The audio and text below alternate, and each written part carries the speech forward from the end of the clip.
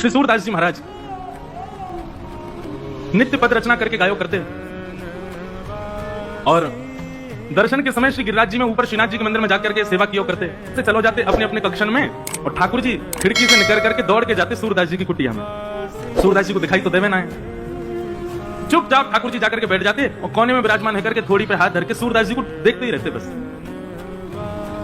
सूरदास जी नए नए पद बना बना करके गायो करते, ठाकुर जी बैठ करके उनको श्रवण करते रहते। अच्छा एक बात बताऊं, पता तो सूरदास जी को भी है कि ठाकुर जी आते हैं। तो जैसे ही गुसाई जी आरती करके बाहर गए, कपाट बंद गए, शामा शाम दोनों विलग गए। किशोरी जी बोली मैं सबरी सच्चाई बताऊंगी गुसाई जी को। बोले कहा बताओगे? बोले सब झूठ बोला तुम सपने अपने के कि मधुमंगल श्री रामा मुझे पता तुम कहीं खिड़की तक करके जाओ कोई के पास, और मुझे सब पता मैं गुसाई जी को बताऊंगी। ठाकुर जी चरण श्री जी मान जाओ, मत बताइयो, तुम जो कहोगी सो करूंगा, मत बताइयो। किशोरी जी बोली एक शर्त है। बोले तुम जो कहोगी सो करूंगा, तुम बताओ कहाँ करना है। श्री जी बोली कल ते मैं चलूंगी संग में, तुम जहां जाओ मैं मुंह को लेके चलो। ठाकुर जी बोले जे ना है सके। बोले क्यों ना है सके? बोले हाँ बड़ी बड़ी करुणामयी है, बड़ी दयालु है, मैं तो जाऊं बेचारे लोग भक्तन से मिल मिला के आ जाऊं, उनके बेचारे इनके दिन दुखन को देख करके सब कुछ दे दोगी उन्हें, या हमारे मैं आपको अकेले छोड़ के जाऊं यहीं पर, आप मत चलियो। श्री जी बोली तो ठीक है मैं गुसाई जी को बता रही हूँ। ठाकुर जी बोले ना ले जाऊं तो ये गुसाई जी को बता देंगे, गुसाई जी को पता चल गई तो गुसाई जी मेरा आनो जानो रुकवा देंगे। ठाकुर जी बोले आपकी एक शर्त मैं मानूंगा, एक शर्त आप मेरी मानो। बोले कहा? बोले मौन जाओगी, मौन आओगी, कछु नहीं कहोगी ना करोगी वहां पर। श्री जी बोली ठीक है कछु ना करूंगी। ठाकुर जी बोले मैं विश्वास ना है रो, आप पे मैं भरोसा ही ना है, नेक बाहर जामेंगी देखते ही ऐसी पिघल जामे। बोले ना मैं बिल्कुल ऐसे रहूंगी आपकी जैसी, जैसी जाऊंगी वैसी आ जाऊंगी। ठाकुर जी बोले ठीक है।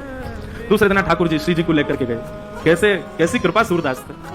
सूरदास की कुटिया में चुपचाप चोरन की भांति ठाकुर जी घुस गए और श्री जी घुस गए, और दोनों एक कोने में बैठे थोड़ी पे हाथ धर के, और ठाकुर जी हाथ पांव जोड़ रहे हैं। रोइयो मत, भावुक मत होइयो, जे कछु गावे हो तुम नेक में ऐसी आ जाओगी, चुप रहो ना, मैं बैठ नहीं सुन नहीं हूं। बस सूरदास जी ने गानों प्रारंभ किए, और जैसे ही गानों प्रारंभ किया आहा श्री जी के तो भाव नित्य सजल है गए। ठाकुर जी तो कह रही हैं जाकू नेत्र दे दो। ठाकुर जी बोले मैंने मना करी ना, ये सब ना होगा, ये सब ना करना। अच्छा अच्छा ठीक है कोई बात ना, गान दो। श्री जी समझ गए जे तो कृपा करेंगे ना, मुझे कछु करना पड़ेगा। सूरदास जी अपने भाव गा करके और तुरंत अपनी लठिया दौड़ करके उठ करके खड़े हो गए और अपनी कुटिया से बाहर जाने लगे। ठाकुर जी बोले चलो श्री जी अब समय है गया, हम भी मंदिर चलें, गुसाई जी अभी कपाट खोल देंगे, आरती होगी, व्यवस्थित रहना पड़ेगा। श्री जी बोली अभी तो समय है, ये सूरदास बेचारो अकेलो जा रहा है आगे आगे, या कि पीछे पीछे चल के देखो तो सही जाएगा कहां। ठाकुर जी बोले मैं तुम तो पहले ही मना कर रहा हूं, ये सब मत करियो। श्री जी बोली अब नेक देर की बात हो रही है, चल दो या के संग। सूरदास जी आगे आगे चल रहे हैं, पीछे शामा शाम दोनों निहारते हुए चल रहे हैं। तभी एक बहुत गहरा गड्ढा आया सामने।